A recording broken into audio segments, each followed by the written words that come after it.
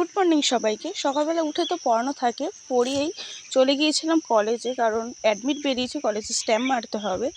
যে গরম পড়েছে, এই কলেজে যেতে ইচ্ছা করে না, কিন্তু দরকার থাকলেই কলেজে যায়, নইলে যায় না। তারপরে বাড়ি এসে লাঞ্চ করে আবার দুপুরে পড়ানো থাকে। যেহেতু সবার এখন মর্নিং স্কুল হচ্ছে, তাই সকালে তো আমার খুবই কম পড়ানো থাকে, দুপুরেই সব পড়ানো থাকে। কিন্তু এই গরমে যা কষ্ট হয়, আমি গিয়েই তো আগে জল খেতে শুরু করে দিয়েছি। আমার মুখের অবস্থা দেখো, এখানে কি অবস্থা।